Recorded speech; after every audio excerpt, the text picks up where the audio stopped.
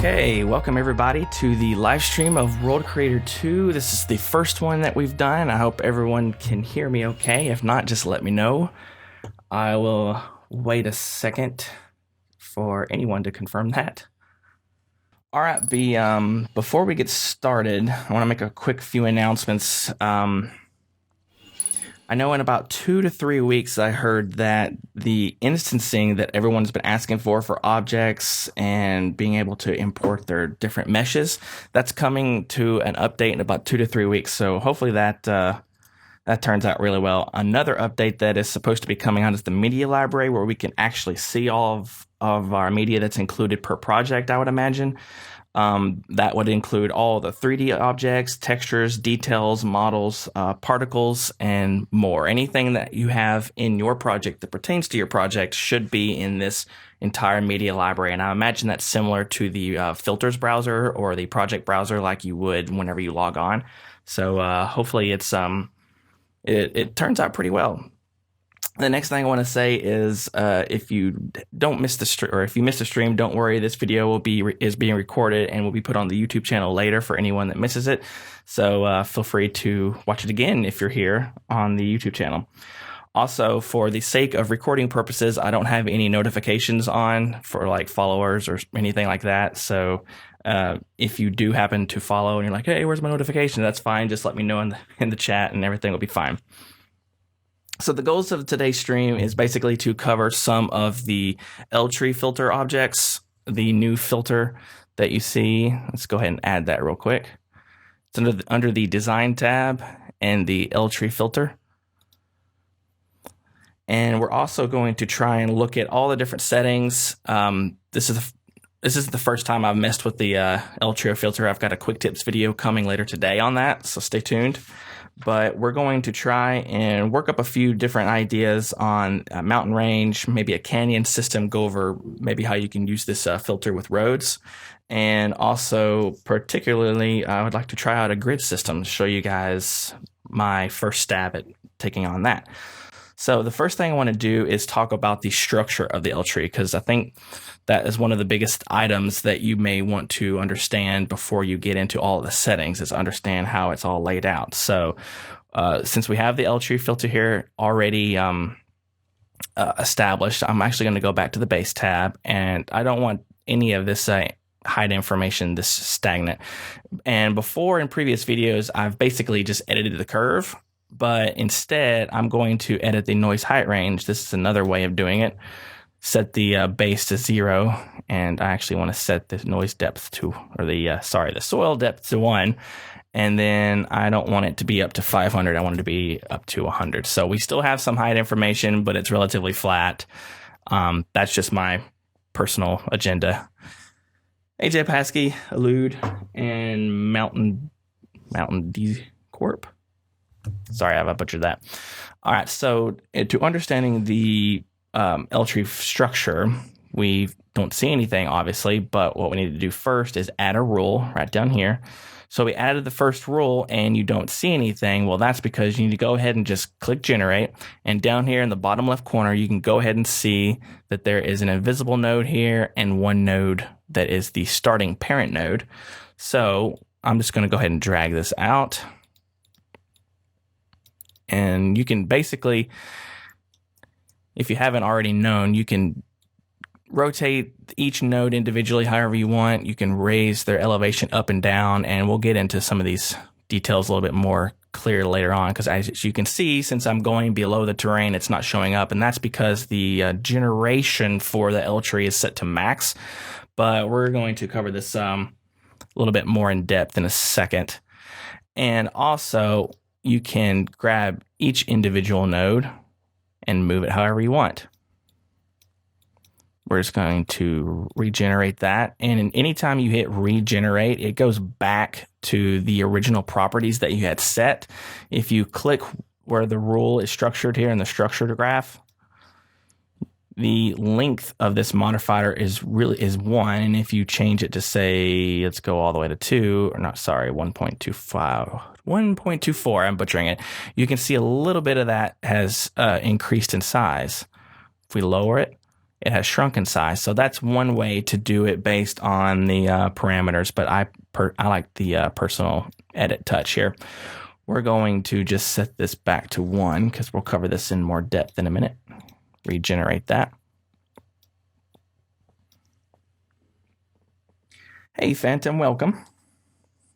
Is everything, real quick, just to double check, I guess the audio sounds fine, but is the video quality up to par? I haven't done this live stream with World Creator yet. I know World Creator kind of sucks my machine's juice down quite heavily. So I just wanted to make sure that it's not glitching or sweet. Awesome. Thanks. Okay, so now let's go ahead and add some child nodes by adding another rule. And to make sure that the child node appears, take this second rule and drag it on top of the top rule. As you can see, the second rule has been applied to the first rule. Let's change this color so it's easy to see. Let's change the child rule to red so we can easily see between the two types of rules. Now, first thing to know, let's go ahead and understand that how you select each of these things. So you notice if I select the starting node, which is invisible, it moves all the rest of the nodes. And sometimes you may not want that. But if you select the next node after the first node, then the first node is invisible and the node that you selected moved. So keep in mind that whatever node you select, it's always going to move all the remaining nodes down the line of the tree. However, if you just happen to need to just move this node and you really like where this child node is, just hit Control or hold Control, then select the node that you want to move. And as you can see, all the other nodes stay the same. Same way with the starting node. The other nodes stay in the same location.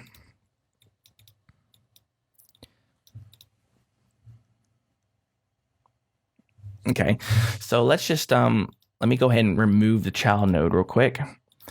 Let's just run through exactly what each one of these settings are. So obviously you can name your rules whatever you want. So I'm going to say F parent. We'll call this the parent node or parent rule. And it updates here in the structure graph. You can obviously change the color just as you saw me did a little bit a second ago. The resolution, we'll get back to this into a second, but it's basically how smooth the line is from node to node. So you could be either make it really jagged or a really nice curve, which will be great for things like really smooth mountains or rivers. The length modifier, as you saw before, changes the length of each parent node. And say I think the max is all the way up to 2. Yeah, the max is 2, and there's a reason why the max is 2, so that when you create a really more complex graph, the node structure or the tree structure doesn't get too complex. I do wish this can be set to something like I'm trying to hit 6 right now and it automatically adjusts to 2, but that's okay because likely you're going to be doing this. You're just going to be selecting the node and moving it, and that's probably the best way you want to do it unless you want to let the generation decide that all on its own.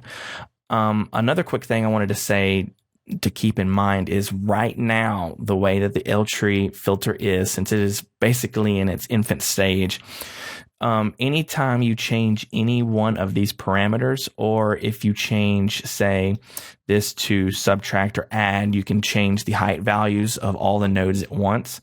It is basically going to reset the entire graph. So if you've got the structure of the tree on the terrain exactly how you want it, but you realize you need to change one modifier like the width, the overall width of, say, the child node that you want, it's at this stage, it's going to reset everything back to the very beginning. So it's going to screw up everything that you've got set. Now, I've tried checking this and unchecking this and see if it keeps it at where it is, and it doesn't just yet. I'm not quite sure. I think that's how that is supposed to understand. You check this and it allows you to regenerate automatically. I'm not quite sure, but Stefan, get on that, buddy. Also, another thing to keep in mind is whenever you have your full tree structure set and you want to go ahead and flatten it, inflate, or deflate, those three generation settings will keep the structure exactly the way it is. It's only whenever you select add or subtract. Let's go ahead and hit add. Whenever you change this height offset, and this allows you to cut into the terrain, as well as the subtract is just the polar opposite of add. Anytime you change this height offset, it's going to restructure the entire graph as well.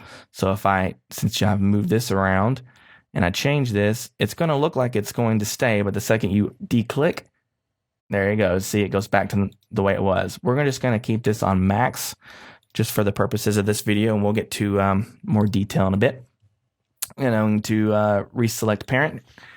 And also, since we've already talked about the length modifier, down to slope. Slope is going to basically increase or decrease the slope of the parent node. And you'll notice that there's two halves to each one of these circles, and I'll get that into just a little bit. But make sure that if you want an exact number, make sure that the first box is equal to the second box. That way that you know that what's being generated with this slope is identical to per parent node. Set these back down to 0. And the rotation, obviously, it simply just rotates the parent node from the starting point. So the starting point is always going to be fixed no matter what. And each time you change the rotation or change the slope or change the length modifier back down to wherever you want, it's always going to be in that location. So keep in mind where you set the starting node. I do wish that there was a visible icon here, a visible node, so you know exactly where it's at. But I digress. So let's just set this back to its defaults. I could probably have done this a much easier way. Oop, not that one. I don't know if this icon works yet. No, it doesn't work just yet. All right, so the width is one that's kind of tricky a little bit right now because, well, basically, let's go ahead and raise this a little bit. So the width right now is set to 100, which I'm assuming is 100 meters. And basically, it's I'm assuming it's the width of the top of the, where the path is set. So if we say decrease this, well, I decreased it a lot. Yeah, now, so I'm down to 18 now, and that's assumingly the width of what is being described as the top of this ridge here. And let's go back to 200, and from this point to this point, that is 200 meters, so to speak. And the width and the smoothness basically go hand in hand. So right now, the smoothness is set to 1.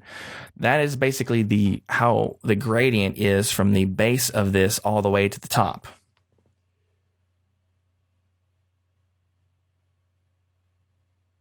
That's a good point. Let's go ahead and measure this just to confirm.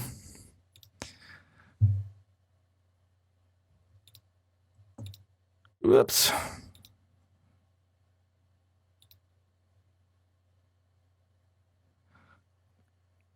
I'm going to take this smoothness all the way down. Let's measure from this point to this point. All right, so it's pretty close. There's still a bit of a gradient here, even though my smoothness is set to 0.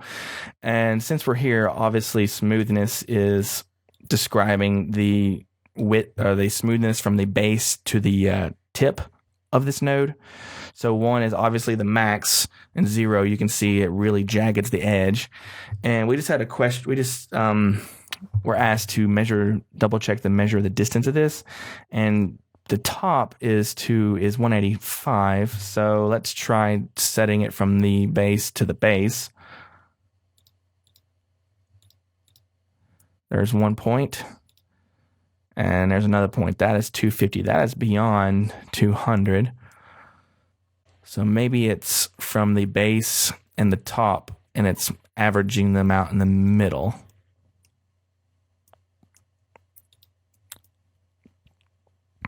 Well, close enough.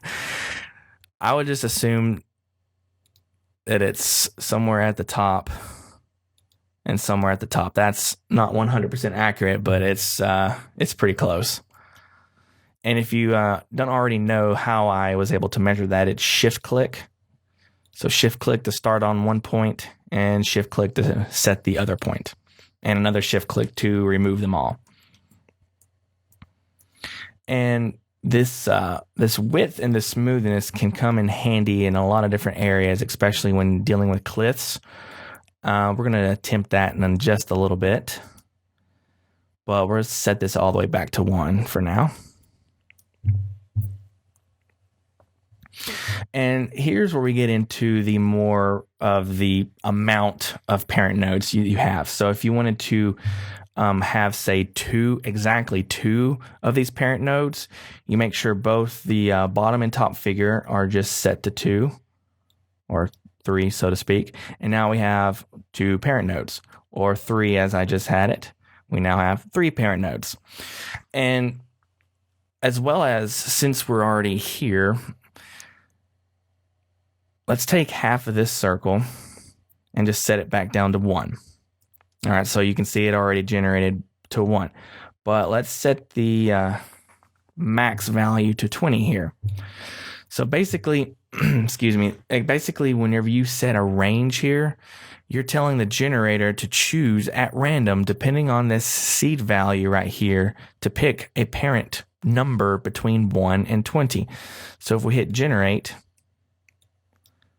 all right, so the seed value of 0 is choosing 5 parent nodes. If we change that seed value to something else, you can see it's now has chosen a different number between 1 and 20. We can do this and change this all day. It'll produce a completely different result. And that's exactly how each one of these are done. We can set the length modifier to be, let's pick 3.5 roughly, and let's choose almost 2. Now let's go ahead and hit generate again and set this back to the 0. Now I'm just going to move it around a little bit till I get it to somewhere that I pretty much like, and it's not happening. Wow, that's pretty long. All right, so let's choose this one. So I'm going to move this starting node over here so we can see a little bit better.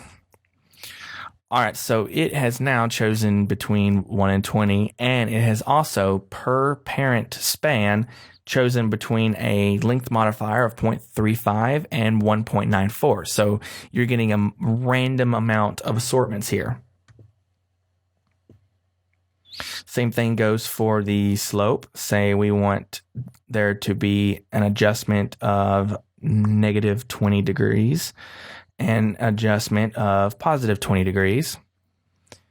Let's go ahead and regenerate that just so it understands what I want.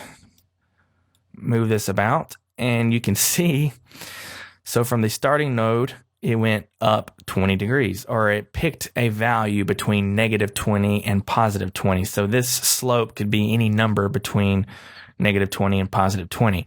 Then it chose again, it recalculated it again from this node to be a different number. And seemingly from this node to this node, it decided to decrease and decrease. So it's picking throughout this entire line a bunch of random numbers.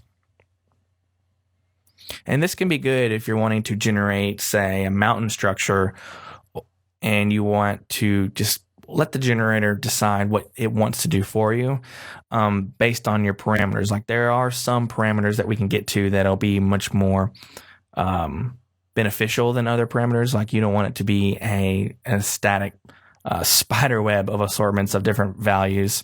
So that's just something to consider. But that's why I was saying you need to adjust all these parameters first on what you think you'd like to do, generate it, mess around with it, then regenerate it. It could be a process, but once you get it set, you're going to really enjoy it. Also, let's go ahead and change the rotation. Let's change it to minus 100 degrees and positive 100 degrees.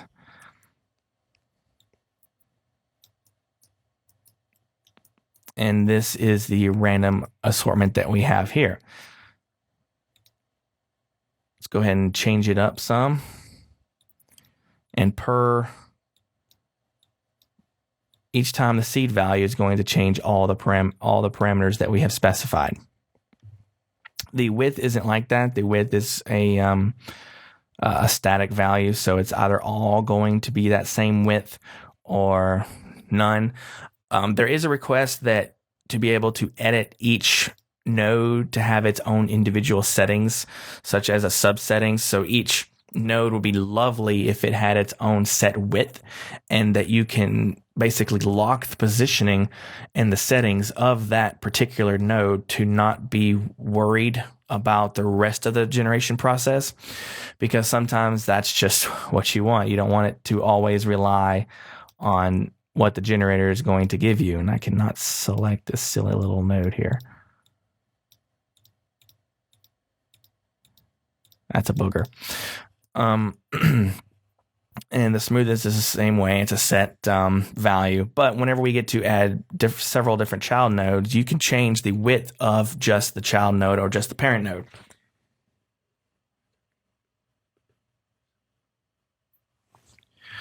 Is it just the polylines, or can it be the curves between the nodes? Or do you mean the width between the nodes by chance? It's another good point. Let's go ahead and take a look at that. So let's change the seed value here. And you can see from above how jagged this is. But if we change the resolution and regenerate, that's not enough. There we go. You can see the higher we change the resolution, the smoother that curve is. So it's basically, let's go to 4. You can see a straight line here, here, and here, as well as 3 there and 2 there. So the resolution is a deciding factor between node to node on how smooth it is. I like it. I like usually somewhere in between, in the middle, when I've been messing with this. I see what you're saying. Okay.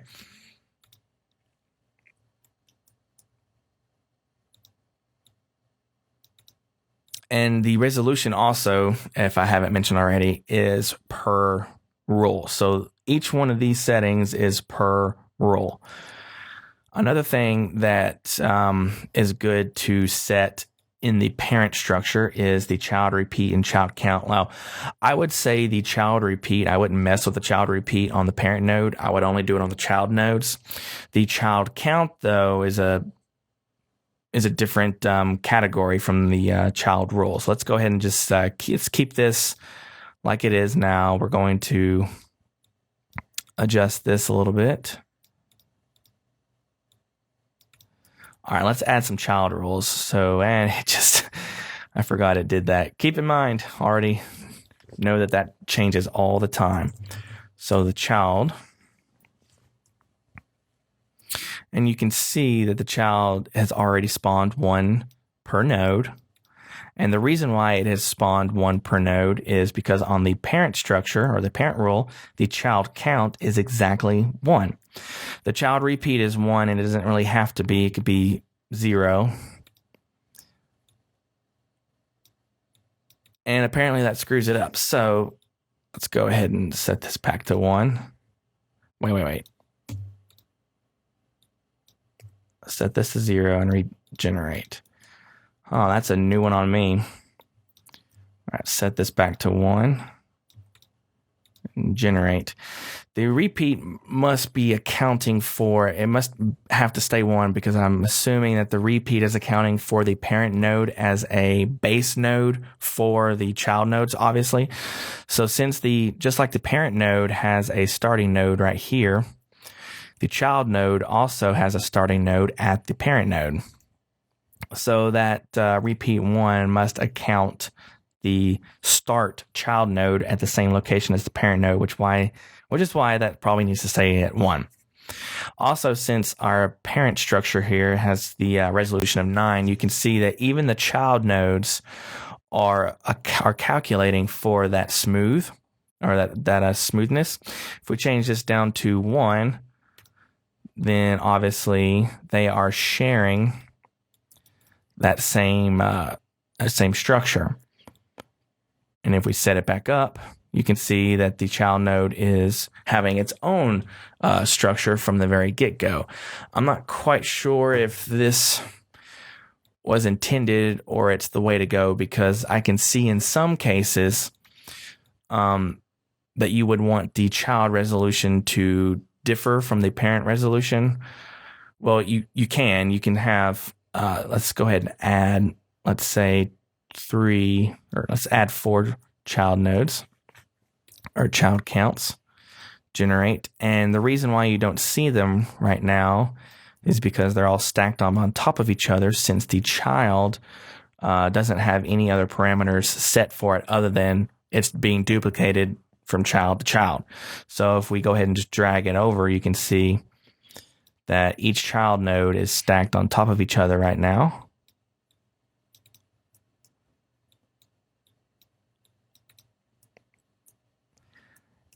And since the parent structure here has that resolution, each and every one of these child nodes has its own individual starting smoothness from the parent node to its previous node. But each child is very straight. So the child can be more smooth. And if I drag one, you can kind of see it's curved right here.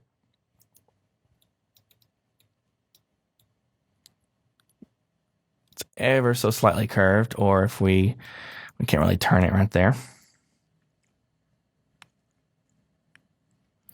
So let's go ahead and adjust some of these other values. So if I'm going to take this back down to 2. All right, so what child repeat is since the child count is 2, that means we have two separate child nodes spawn from the parent node.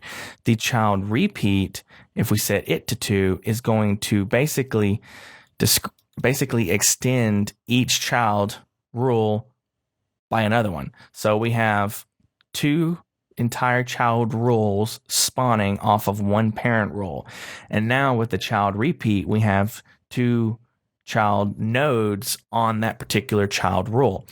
This could also be set under the child settings if you select repeat for itself, which would be, as we've learned with the parent node, telling the parent to be 2, 3, or 4 exact nodes. You can do the same thing with the child node.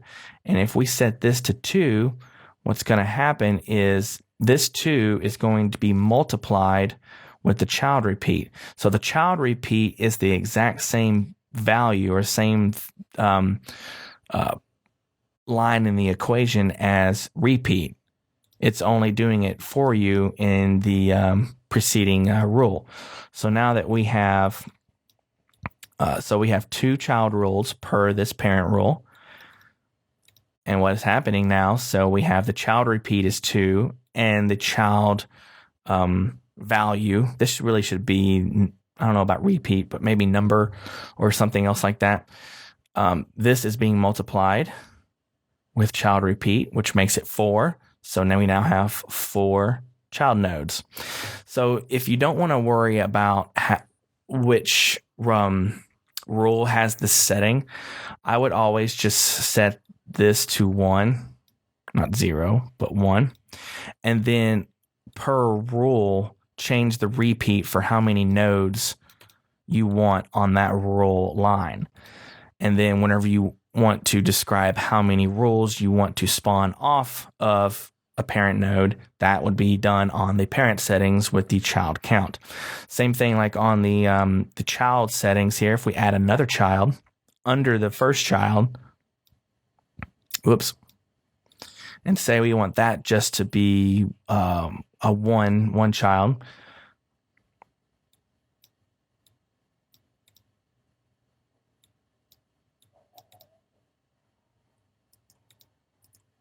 I don't think I hit generate. There we go. I didn't hit generate. My bad. So now per child rule, so this is the first child this whole line is the first child rule, and we have 2 child nodes per this rule. The sub-child rule, I'm going to rename this to sub-child. And see, just changing the name has regenerated everything back over again. So I hope that gets fixed where everything is locked into place. Since we only have the repeat on as 1 here, it's only going to spawn 1 sub-child rule per child rule. Is it kind of making sense to you guys so far?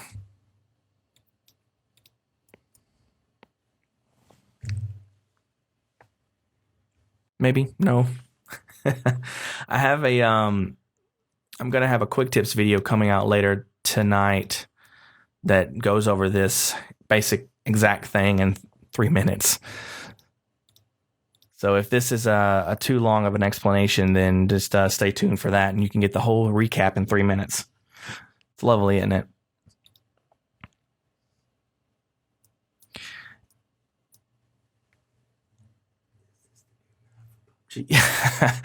A question: is this the new map for PUBG? Yeah, sure.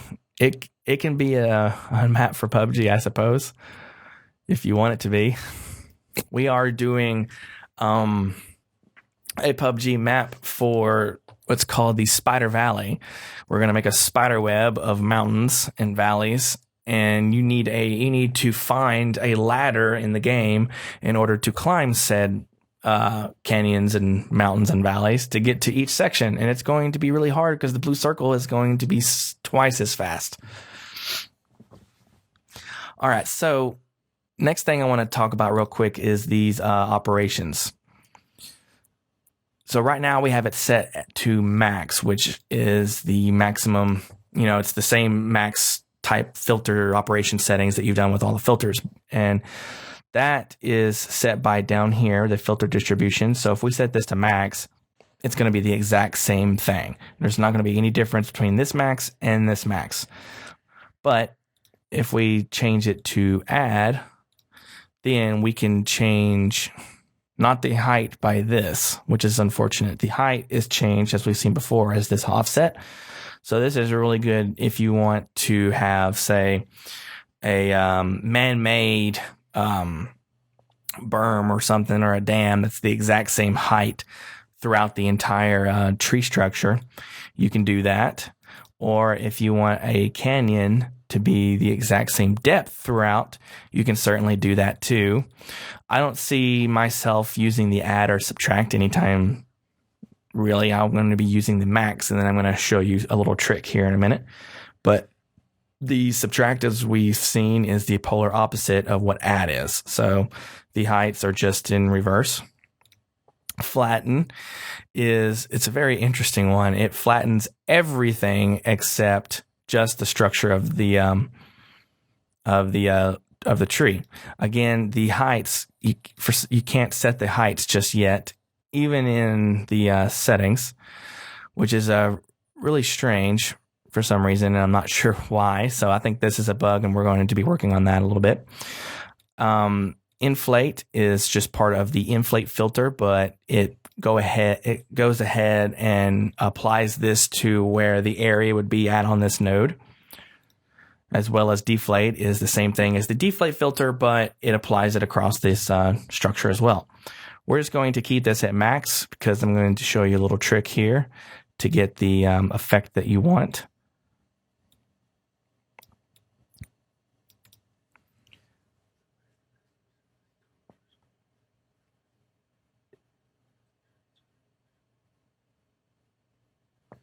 All right, so the question is, so what is the best use of this tool? Rivers, paths, either or. I'm going to actually build something here in a second to show you. The best use that I have found out on this is really nice mountain structures, as well as canyon structures. You can set up this rule to be very random if you want, like land-sized stalagmites, and have different, which you can do this on the custom base shape structure as well. But it's basically allows you to do a massive assortments of different things. You could do the mountains, roads. You can do a grid structure if you want. canyons, rivers. The good thing about this I would love to see in a little bit is the river structure. It's not the best at river structures just yet, but it certainly can be, because once you get the widths per node, you can set up rivers so much easier than the path filter. I'll cover that in just a minute, actually. Let's go ahead and discuss a little bit. Say we want to change, as we've changed before, let's adjust the width of the parent to be, say, 200. Okay, and we want the child to be a width of 125 and the subchild to be 50. Regenerate that, and you can see, let's go ahead and adjust this around. Another example that each rule has different complete settings. I'm going to go through, let's see. Oh, another thing, I'm going to check my list here.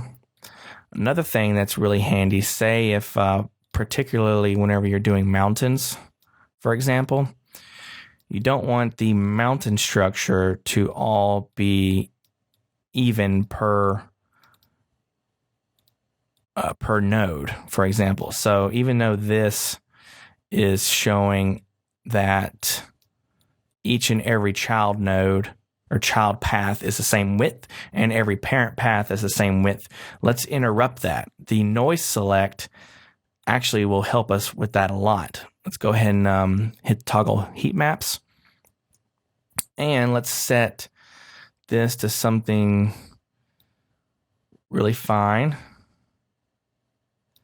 All right, already you can see, let's turn this off.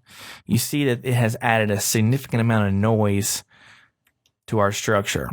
This would be essential, especially for creating realistic mountains or canyons, because you don't want each one of those things, in my opinion, to be exactly the same. You want there to be some variation. So having the noise selection option vary the height values and the generated values between node to node and between what the World Creator 2 is generating the noise.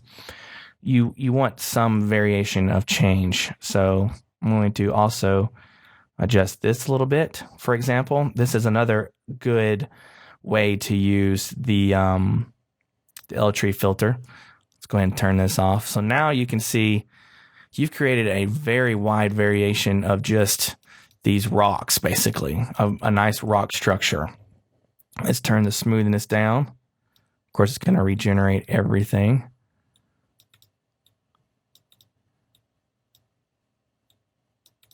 And let's go ahead and add another filter. Let's add, first off, let's go ahead and add our multiframe generation on. Why did I do that? Yeah. So that my computer doesn't hate me. Nope, not that. Yeah, let's go ahead and add a new layer so it doesn't pick up our noise settings. Add a filter, and I'm just going to smooth this out a tad. All right, so now we can seemingly make as many different bumps as we want. Hey, World Creator Stefan. I think you're a bit late there, buddy. No worries. So the developer is in the chat now, so now the pressure is real. So yeah, this is another example. If you wanted to create some really subtle rocks throughout, but you wanted to keep all those rock structures the same, this is exactly one. This is one of the many ways you can do this if you really wanted to control where that was, instead of have the different method. So if you needed all the rocks to be on some, or mountains, anything to be on a structured system, this is the another way to do it. As well as if we turn off noise select. Oh, these are butter smooth now. We can also change it based on the slope. So if you wanted to just change something that's particular,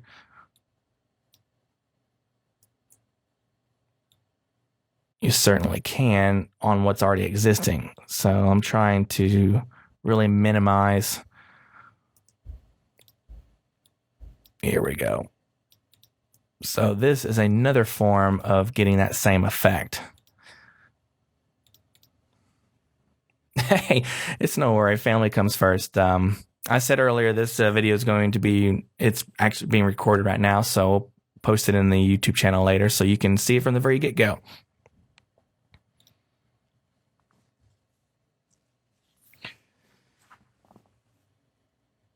Apologies, I'm just checking to see what my outline is here for today.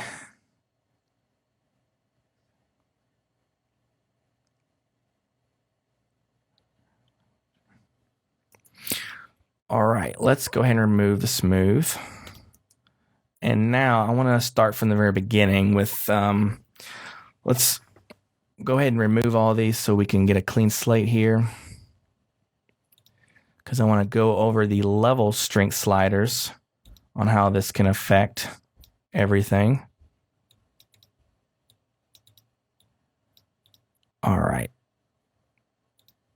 And so since we started brand new, let's go ahead and make parent nodes 3, child nodes 2, and just readjust all of these because that's super fun. And then let's raise these a tad. There we go. I'm going to go ahead and turn multi-frame generation off just for the time being until we get into something more intense. And let's go ahead and set the parent rule to be 300 like before, and the child rule to 150 in width.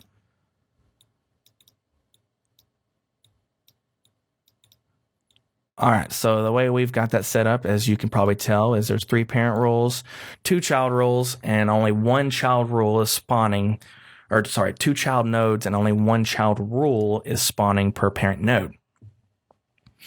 And so one thing that also would be extremely handy with this system is to understanding a little bit about the level step sliders with this. So right now, if say you needed to affect not these lower or small fine-tuned details, but you wanted to affect a large amount of the terrain at once, that is also doable. And that would be doable definitely with the level strength step sliders. So let's turn these all the way down. And let's bump this up just a little bit more. So if we adjust the level step 1, you can see it's affecting a much more wider terrain. And if you haven't seen the level step strength slider video, I suggest you go ahead and do that, because it's a very helpful guide on understanding exactly what each one of these nodes are doing, or exactly what each one of these level strength step sliders are doing. So you can see that it is affecting the large amounts of detail a little bit. But let's change it up to say, no, not 4, 3. This would be a good area to doing mountains, and that's what we're going to do here in a bit. So say we have, let's just go ahead and just turn this into a mountain structure. So we have an S shape here a little bit. Remember, control click moves the nodes individually, and just clicking moves all the nodes above.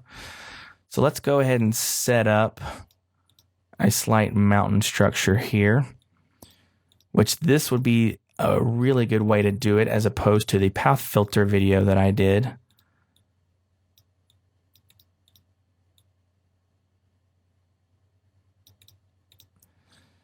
And let's go ahead and affect a little bit of 4 and a little bit of 5.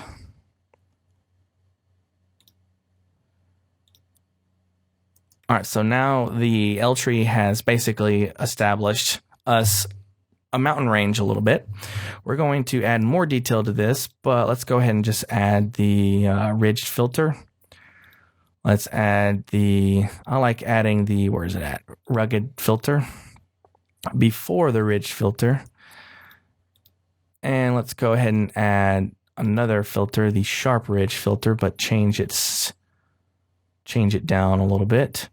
And the last one, the ever so famous Erosion Flooville. All right, so now we have a very promising mountain structure just right off the gas.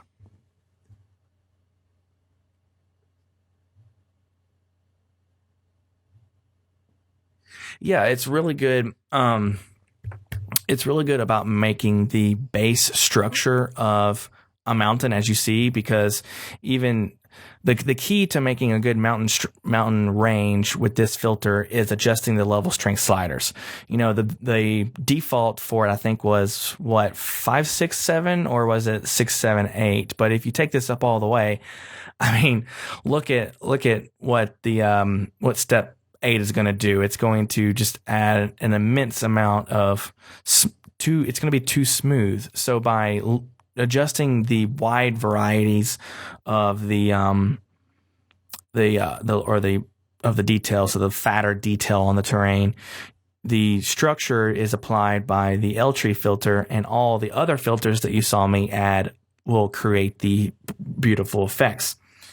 And yeah, I can see the L tree filter in some cases making the path filter redundant, but at the same time, the path filter is able to, as you see that we can't have in the L tree filter yet. I'm saying yet, adjust, cut a terrain like a road would. When you think about a road cutting into the side of the hill, they're going to adjust the grade of that hill. It's going to be steep on one side and smooth on another side, or vice versa. And the L tree filter doesn't do that just yet because it's not structured the same way. So if you're wanting to do just a single road, I can see that the path filter is still the best option. But I can see, since this filter right here is in its infant stage, I can see later on the L tree filter becoming way more complex.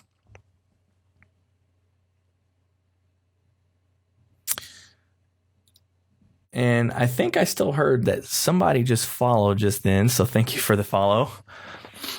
I did not know I had the audio for that on. I heard it. It's not displaying to you guys, though. Only my voice is. But, and so also another good thing that I wanted to point out here, say we have our mountain structure the way it is.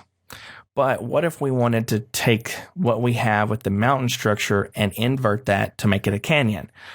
Well, before, by changing the max to add or subtract in order to get a negative value cut into the terrain, we have the unfortunate thing right now where all the nodes on that particular L tree structure is the same height. If you want that, that's fine. But what I want to do is change the operation. Now, I've said before, the max operation here is going to be identical to the max operation of the L tree filter. But what I want to do is, that's lovely. What I want to do is change this to subtract, and it's going to take the L tree filter and turn that whole thing into a negative value. So instead of changing the negative values across the board, it does it just to the L tree filter. Now, this is pretty handy. We can adjust per node here the heights. Granted, this is a little bit too much for a canyon.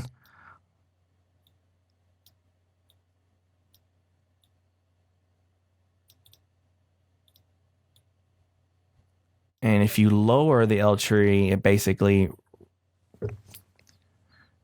raises the entire canyon structure here.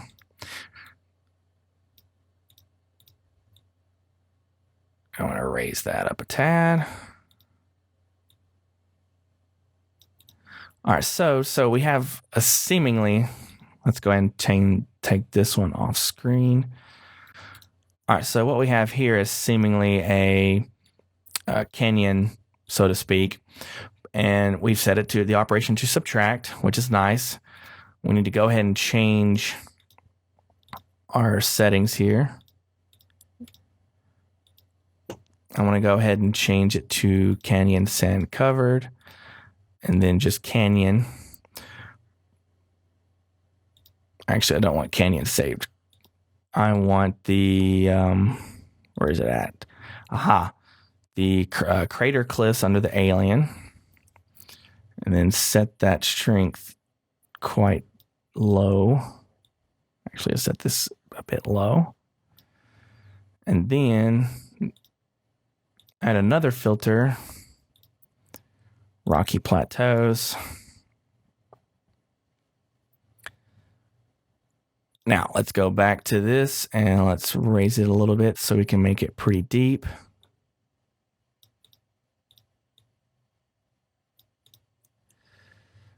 And so in this case, we have seemingly and definitely not the best canyon as far as the base. We could add some sediments to kind of cover this up, just giving you the idea of making that this structure could be used to make a canyon.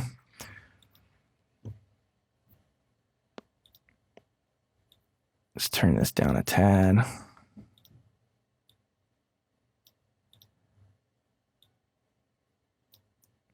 And I know these are really wide. So the child rule, let's change its width to something really low.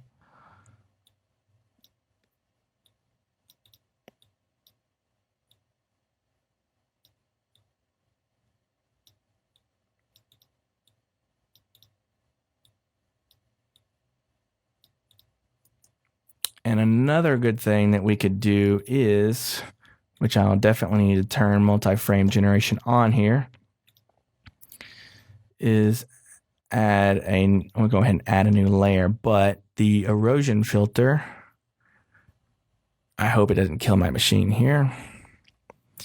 And then set the wideness to really wide.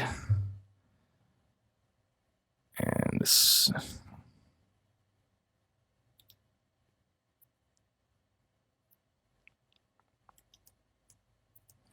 trying to get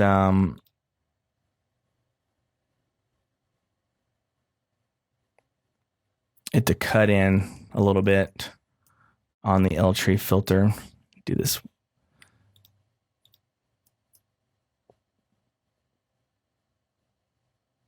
And here we go. Let's click here. Don't freeze. All right, it's not the best example, but you get the idea of creating a really convincing canyon system. Now let's go ahead and change our L tree filter settings a little bit to be something more random. Going to eliminate this, and I'm going to set this back to addition. And then I'm going to increase these a tad. And I want to show you what the L tree would look like, very sporadic settings. So we're going to set that 300, set this to 150. And let's add another rule. We're going to create basically another mountain range, but we're going to make it a little bit more fine-tuned and set this one to 50. Let's set the parent repeat to 5. This one to 3 is good. Wait. Apologies. Let's set this to 2, the first child rule, the parent rule. Now let's set the child count to 3. And let's set the child count for the sub-child rule here to something like 4.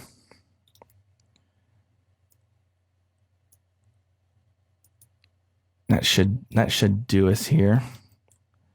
Now I'm not letting the generator do this. Now, yeah, let's go ahead and let the generator do this for us. So let's go ahead and keep our, let's say our length modifier is set down to 0.10.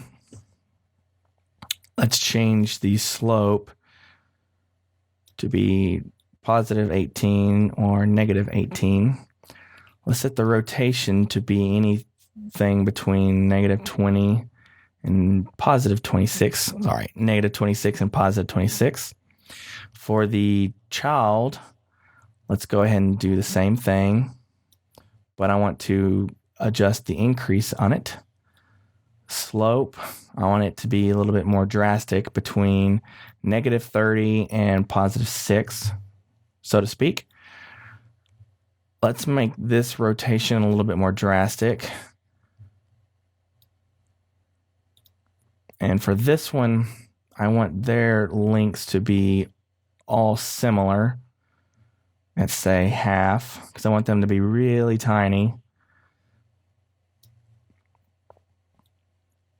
I want their slopes to just be between -50 and 0.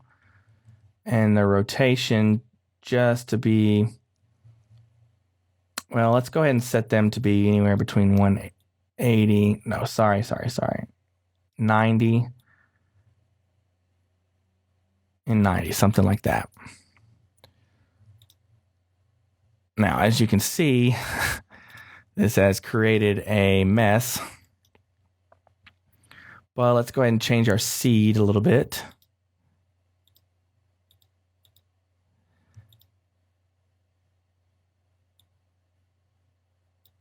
All right, so it looks like we're going to have to make sure our length is a little bit higher,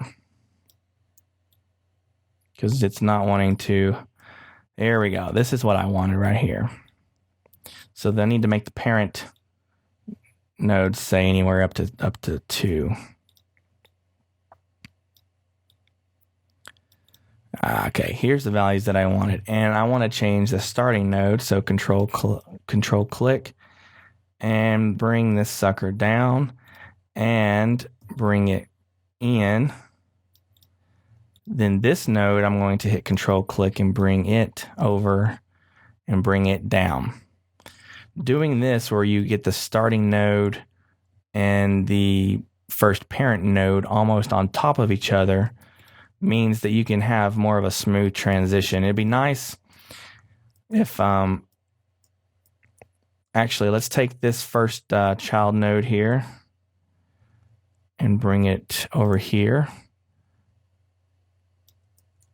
and rotate it.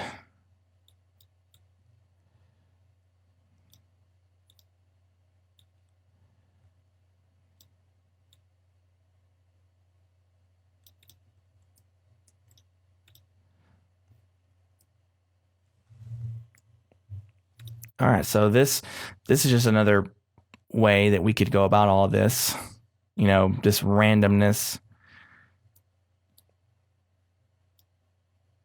Man, that went really low, didn't it? So if we just take all these and adjust them a little bit, we might be able to get a much better structure about us here. All right, so now let's go ahead and add our other layers again. This time, let's go ahead and just add a terraced option.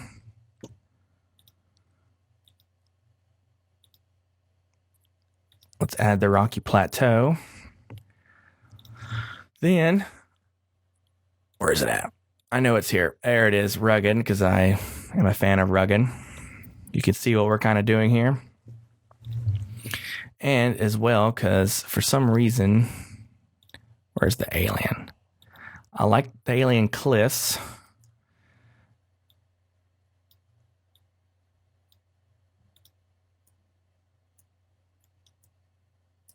And then now we have a completely different layout structure for something that you could possibly see on another planet or in the desert.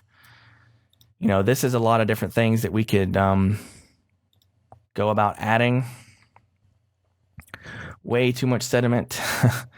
Let's make the quality 6 and the length. If you set the length something like super low,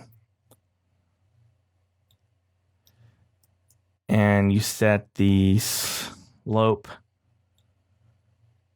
to be something before 40 or below 40.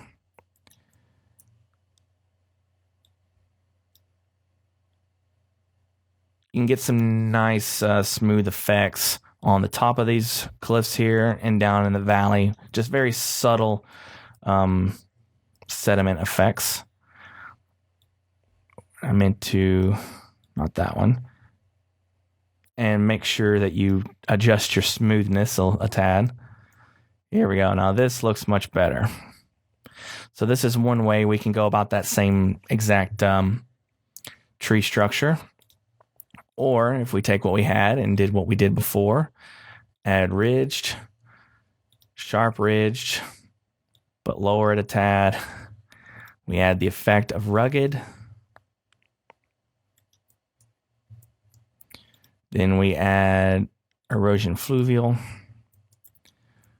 And see, we just keep adding more and more detail. I'm going to add erosion this time.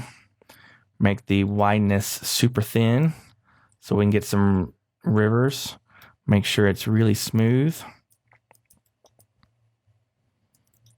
And get some nice stream structures here. I'm going to change the sharpness down a tad so we can smoothen them out and make them really subtle. So this is more, you can see I have gone through adding so much more detail than I did with the path filter. Just, you know, you can't get this kind of, these long mountain range striations with the path filter unless you just do multiple paths or change the striations to be very, very, how's the word I can put this? Not jagged, but corrupted. So if that's a good enough word for this. So there are several different mountain structures that you can go about. And also we could even add another filter to clip on top of this. If we add the, where's the plateau? If we add the rocky plateau on top of this, we can seemingly, and let's change the height of this, turn on our server tools. Yeah. That is about 60, so let's change this to 100 in height. And let's change the smoothness a little bit. You can see we still have the same mountain structure, but we've created a flat plateau, so to speak. If we increase the detail of step 9, we can smooth out the tops a little bit. I'm adding a lot more into what I originally intended. It's more of a filter structure than working about the L tree filter, but it's just a start. The last thing I wanted to cover is, real quick, since we have all of this the way it is, I never did adjust the resolution. Let's change the resolution of this entire structure up a tab. And we're going to get a completely different look. So now you can see, seemingly, if we move this around and increase the height of all of them. And as you can see, since we have so many little subchild nodes on our parent nodes, it is adding even more of those smooth effects. Increase this a tad. So the more detail you can add, the better.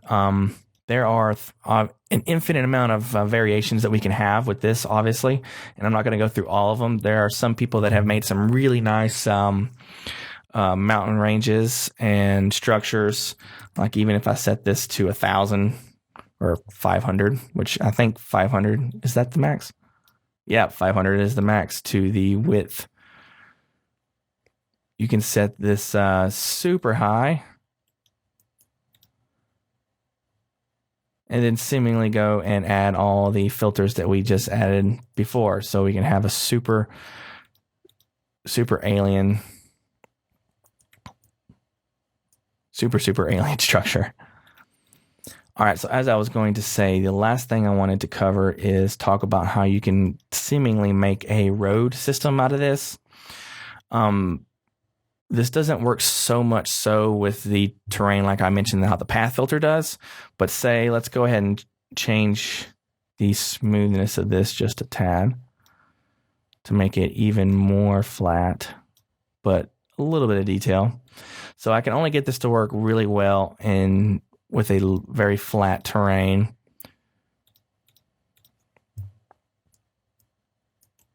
Let's go back. Let's hit F to go back to our... all right, so we have this.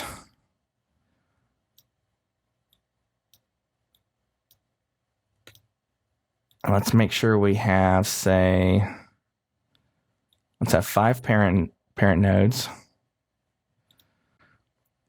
and a child count of 3, and then this count, a subchild count of 2, just to get us something to work with. Now, if we raise this, you can see, let's go ahead and just make sure that we can make a street system.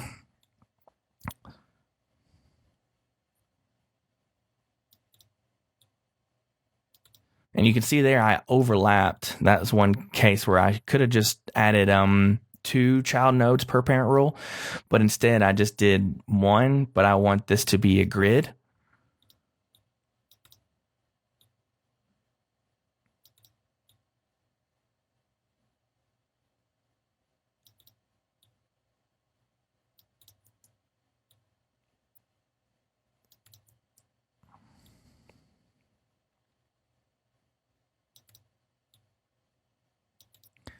And then I don't care about these just yet. I want to adjust the main parent node.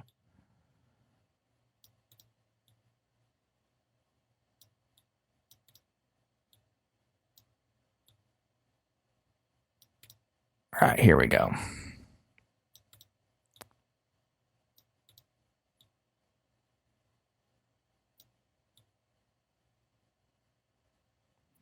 And say the road does something jagged like that.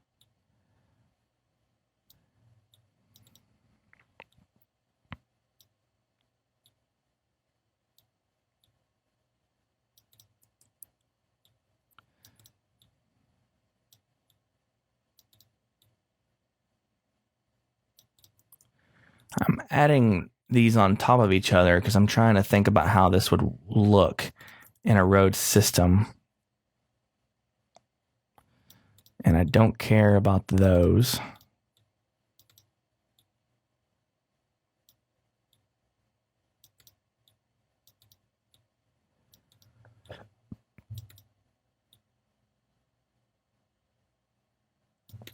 All right, so seemingly we've just roughed out a road system, but as you can tell, it definitely does not look like a road. So what we're going to do is let's turn off this so we can see what we're doing at the same time. If we lower this a little bit. Now, the trick to getting the path of this to look somewhat like a road is we have to adjust how smooth these edges are. So on the parent node, let's go ahead and I know it's set to 100 meters. Each thing is set to 100 meters, and that's not realistic. You can change this. We'll do that here in a minute, but we need to adjust how smooth this is. So if we adjust the smoothness out like this, I forgot. Let's make each of these things 50. And you're probably laughing that I went through that entire system and just did what I said not to do, was change settings after the fact. But get the smoothness the way you need it to be. I still think 30 is a bit low, but we also have to consider, let's just use this for now so we don't have to waste our time again. But you have to consider what level strength step slider these are adjusting. These are adjusting 5, 6, 7. But a road, we want those to be nice, clean, and smooth. So let's set these down.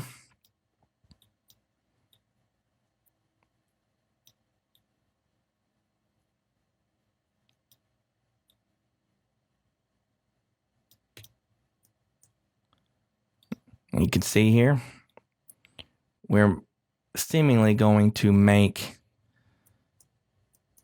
a very smooth road system. And if we take this smoothness all the way down on all of our rules, let's go ahead and take this smoothness to the base and this smoothness to the base. We can get even a very sharp edge, like pavement, so to speak. So we have a really smooth surface, and pavement is a little bit, it's 4, 5, 6 inches, sometimes a foot in thickness, depending on where it's at. Gravel, so to speak. And so we have a nice clean edge. And obviously, on certain roads, you're going to have a thickness of gravel, and that's all going to be generated not only based on what this is, but based on the smoothness. If you have, say, a smoothness of just a hint like that, you can see that the edge is there, but it's ever so slightly smooth. And you can seemingly, which is really nice because the path filter has a little bit of a hard time doing this. Let's go ahead and texture this.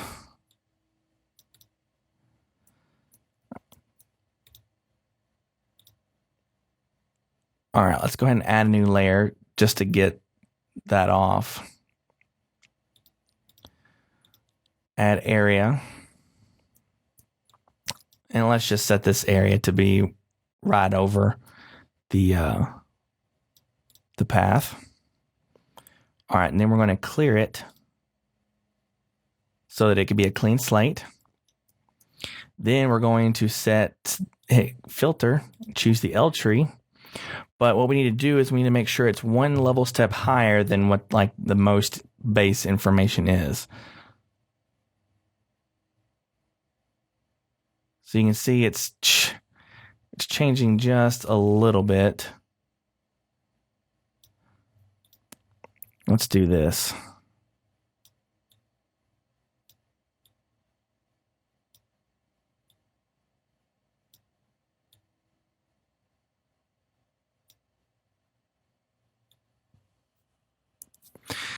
This is better than the path filter, but it seemed to work better when I did it before. Let's go back to the, let's add a texture. Let's just add grass across the whole thing. And then let's add a new layer. Let's add something like this sand. And let's set the sand to be on top of select the area that the sand is going to be covering. And this could be because this node is below. Yeah, that's it.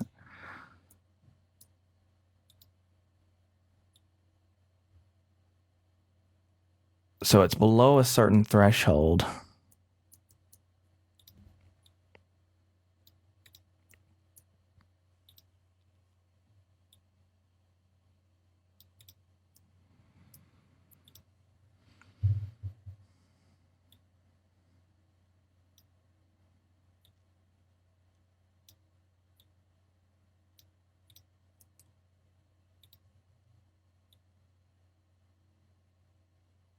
I mean, if you raise it way up here,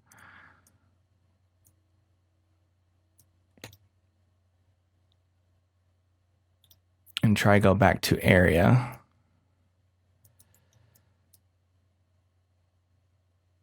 it's still, okay, I am totally bugged on that one.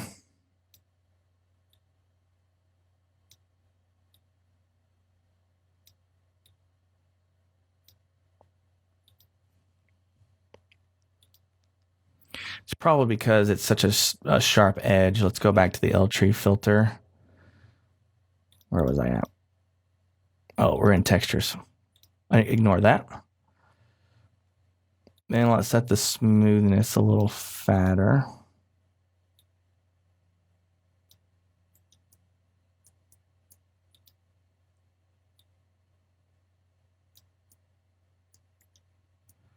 It's really weird that this starting node is doing that.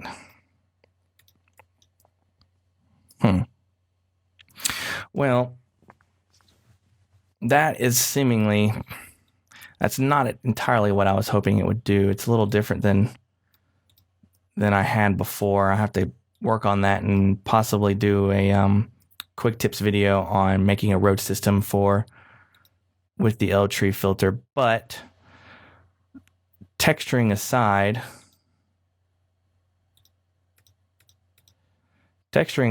this would be a great way to create at least a grid road system, because you can control exactly where everything goes, and it is just a very nice, smooth transition. This is one of the things the path filter is lacking, this sharp transition, I think. But they both, I think, also need some work on the texturing, so to speak. So that is basically the main bulk of what I was trying to show you guys with the L tree filter, was just, getting a start at understanding the structure system and understanding each one of these settings. If you have any questions, go ahead and let me ask them now, and I'll go ahead and try and answer them as quick as possible. We've gone a good bit of ways past what I was originally intending, an hour and 16 minutes. So do you guys have any questions or want to see anything different about what we had gone over? Obviously, all the filter distribution properties could be changed. The noise select, as we went over, you can change it by height select, obviously. So this loads up an immense amount of details or options that you can use. But again, it's all about how you set up your rules. I mean, you can even add a secondary rule.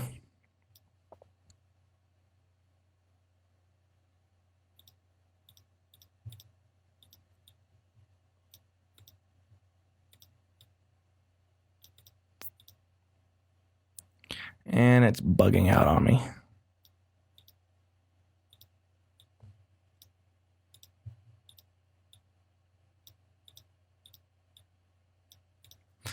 And this worked on me before, adding a secondary structure. I'll get back to that in a little bit. But anything else you guys would like me to answer? Any questions? Any Q&A?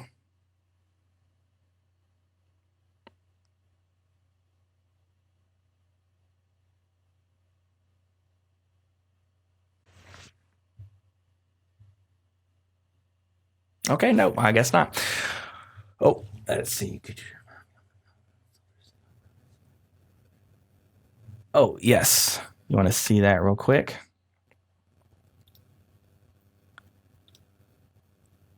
Let's go ahead and re-add that L tree so it looks nicer.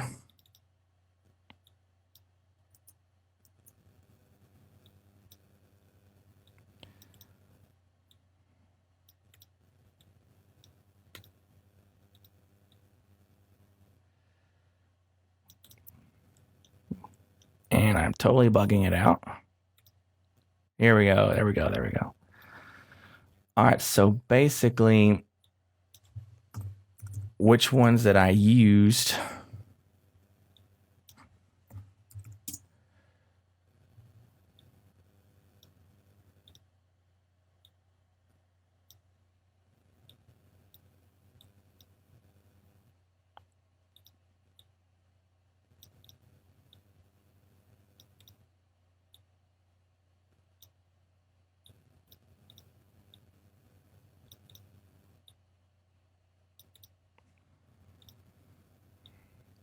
Cooperate. All right, so I'm just going to go ahead and remember to set these something that's a little bit higher.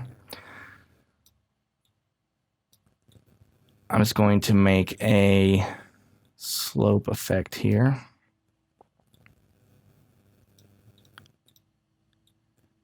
Raise the height of all of these. So essentially the question was seeing again what those mountain structures were, or the filters. What I added was ridged, and I added small sharp ridge, but I changed the strength down a little tad because sometimes it's nice to have just a little cap, a little sharp edge here. Not all mountains are like that. Some are really smooth. And then I added under the effect the rugged, which that one I usually put right after the first ridged. So you can see rugged actually beveled this out a tad. And then I did erosion Flooville.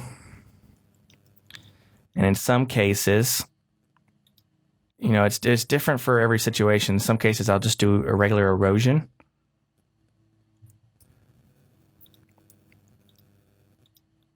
Which does a lot of damage, but you can change the deepness, which I believe too deep, way too deep. Change the deepness to something like 2. And then the width to be really wide. The smoothness, you want it to be really, where's the smoothness?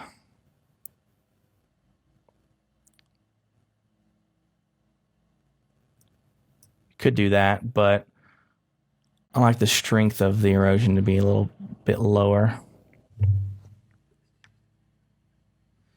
Yeah, it's best to use the height range for the erosion stuff. But seemingly I did not do that.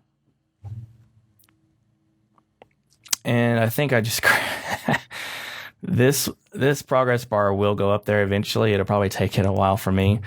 But yeah, I used ridged, rugged, small, sharp ridges, erosion, and erosion Flooville, depending on your settings. Sometimes I'll add the, what is it? I'll sometimes use soft erosion instead, or I'll go ahead and use the cliffs. If you use the alien cliff one in combination with the mountain settings, you can set the cliffs on to be certain areas, and you'll have some like sharp sheer cliffs like at Yosemite, which those turn out pretty nice. But yeah, I just crashed it, but we're gonna end right there. Thank you, everyone, for joining this first live stream. If you'd like, I can do some more of these. This one went on a little bit longer than intended. The main focus of this one was just to be the L tree filter. We could do some other things in the future. So a quick reminder, if you wanted to go back and see all of this, it'll be on the YouTube channel. I'll post that on Discord. So thank you, everybody, and have a good rest of your day.